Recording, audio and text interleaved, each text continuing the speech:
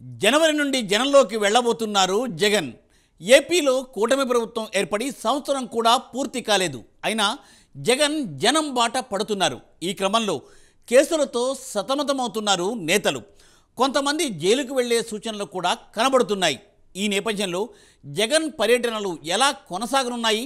నేతలు జైల్లో ఉంటే సభలకు జనాలను ఎవరు పోగేస్తారు? కేడర్లో ధైర్యం నింపడానికేనా జగన్ ఈ పర్యటనలు? దీంతో వలసలకు చెక్ పడనున్నా? Let us watch the story.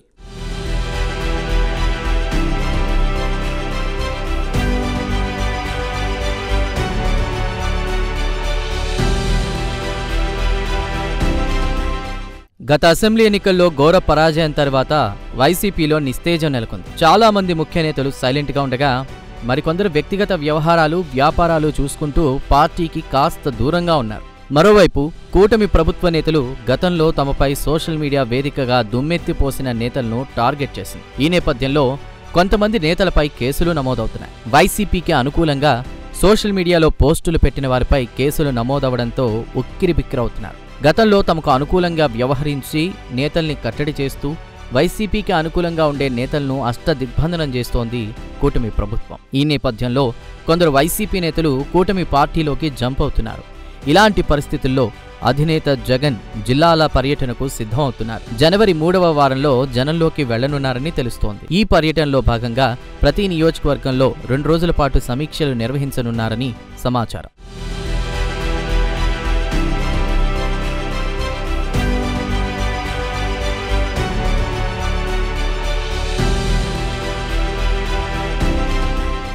రాష్ట్రంలోని 26 జిల్లాల్లోనూ జగన్ పర్యటన చేయనున్నారని వార్తలొస్తున్నాయి. అయితే కొందరు నేతలు జైలుకు వెళ్లే సూచనలు కనపడుతున్నాయి. ఒకవేళ నేతలు అరెస్టై జైల్లోకి వెళితే జగన్ సభలకు జనాలను ఎవరు పోగేస్తారనే సందేహం కలుగుతోంది. మరోవైపు పార్టీ అధికారంలో ఉన్నప్పుడు పార్టీ శ్రేణులను దూరంగా పెట్టిన కారణంగా పార్టీ ఘోరంగా ఓడిపోయిందనేవారు ఉన్నారు. అధికారంలో ఉన్నప్పుడు పట్టించుకోని నేత ఓటమితో ఇప్పుడు జనంలోకి రావడంతో పార్టీ శ్రేణుల్లో నైతిక స్థైర్యం పెంచడంతో పాటు వారిలో ధైర్యాన్ని నింపబోతున్నట్టు తెలుస్తోంది. తన పర్యటనలో భాగంగా పార్టీ బలోపేతంపై సామాన్య కార్యకర్తల నుంచి సూచనలు, సలహాలు జగన్ తీసుకోనున్నారని తెలుస్తోంది. ఎన్నికల సమయంలో ఏకపక్షంగా వ్యవహరించిన కారణంగా దారుణమైన ఓటమిని చవిచూడాల్సి వచ్చింది. అందుకే తాజాగా ఎన్నికల తర్వాత కేసుల బారిన పడిన వైసీపీ కార్యకర్తలు ద్వితీయ శ్రేణి నాయకులను కలిసి మాట్లాడనున్నారు. ఇకపై తాడేపల్లిలో తనని కలిసేందుకు వచ్చేవారికి ఎటువంటి అడ్డంకులు ఉండబోవని సంకేతం ఇస్తున్నారట. అపాయింట్మెంట్తో పని లేకుండా గతంలో తన తండ్రి వైఎస్ రాజశేఖర రెడ్డి తరహాలో ఏర్పాట్లు చేస్తున్నారట.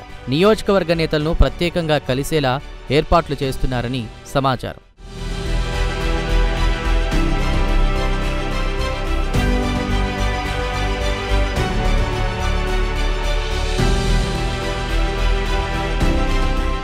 మరోవైపు జగన్ జనంలోకి వెళ్లే సమయానికి కూటమి ప్రభుత్వం ఏర్పడి 6 నెలలు కావడంతో ప్రభుత్వానికిచ్చిన గ్రేస్ పీరియడ్ ముగిసిపోయిందన్న ఆలోచనలో జగన్ ఉన్నారని తెలుస్తోంది.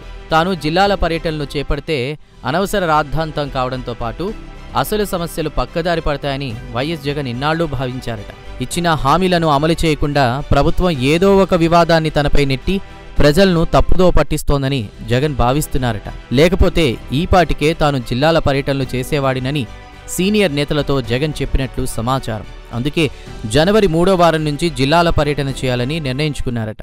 ఒకవేళ జగన్ ఈపాటికే పర్యటనలు ప్రారంభించి ప్రభుత్వంపై విమర్శలు చేసినట్లయితే ప్రజల నుంచి ఆక్షేపణలు ఎదురయ్యే అవకాశం ఉండేదని వైసీపీ భావిస్తోందట. ప్రభుత్వం ఏర్పడి సంవత్సరం కూడా కాకముందే విమర్శలు చేస్తే ప్రజలు అంతగా స్పందించరు. అందుకే ఇంతకాలం ఆగినట్లు తెలుస్తోంది. క్షేత్రస్థాయిలో వాస్తవ పరిస్థితులు ప్రజలు ఇప్పుడిప్పుడే తెలుసుకుంటున్నారని జగన్ అంటున్నారట.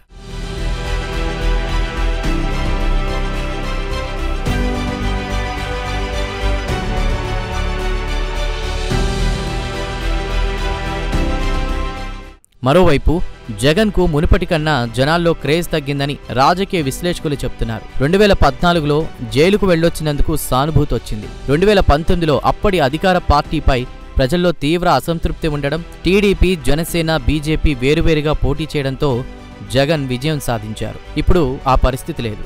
3 పార్టీలు కూటమిగా ఏర్పడి ప్రభుత్వాన్ని ఏర్పాటు చేశాయి.